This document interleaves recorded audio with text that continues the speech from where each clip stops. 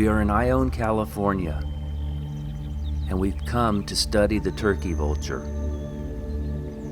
One of 3 species, the turkey vulture ranges from southern Canada to the southernmost tip of South America.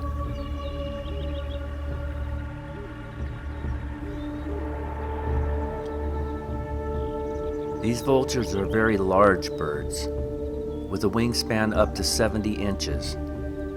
But by no means are they the largest soaring in the California skies. For there is another with a wingspan of 9.5 feet, which is the largest land bird in North America.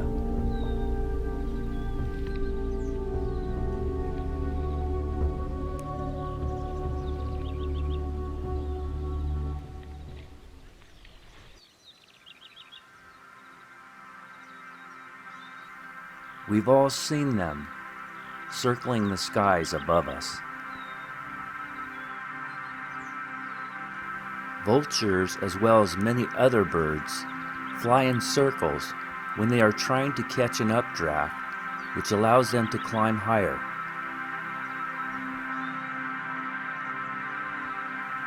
They have an incredible sense of smell, with the ability to detect the smells of decaying bodies well below.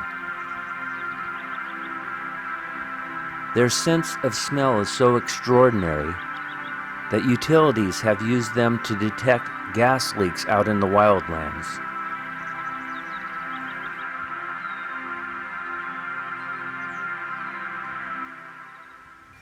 The average wingspan is about 5.5 feet, but the larger birds can approach 6 feet very easily.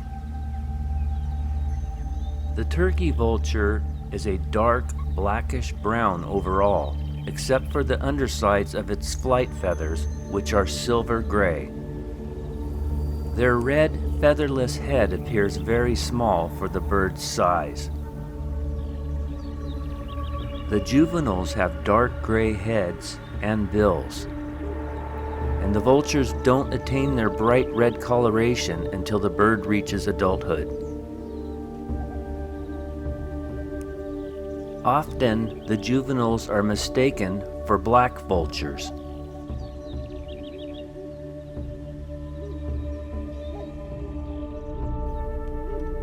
While perched, the turkey vulture has a red head, while the black vulture has a black or dark gray head. Black and turkey vultures look similar in flight, but there are some key differences. Turkey vultures have large white patches that run the entire length of their wings, and they have longer tails. The black vultures only have whitish patches, or they're also called fingers at the tips of their wings. You're most likely to see a turkey vulture in California, while black vulture sightings are much more rare.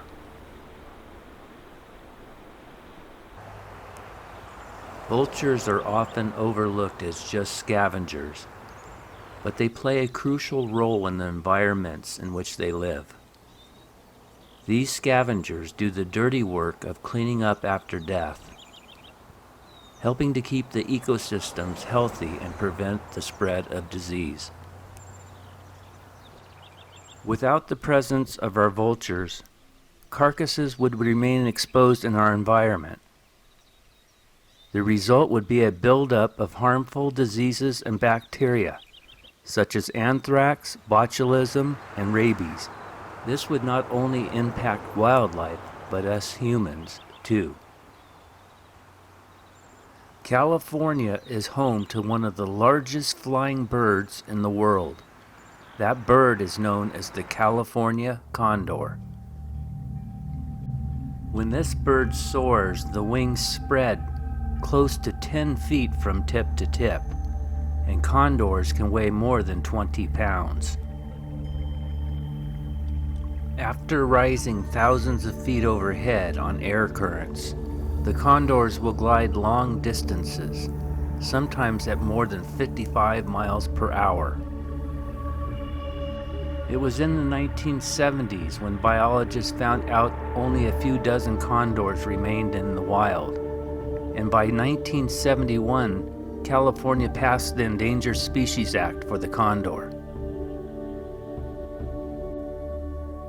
In 1980, a major conservation project was started to try to keep the birds from becoming extinct. By 1982, only 22 condors survived in the wild. In an effort to avoid extinction of the species, the recovery program began, led by the U.S. Fish and Wildlife Service.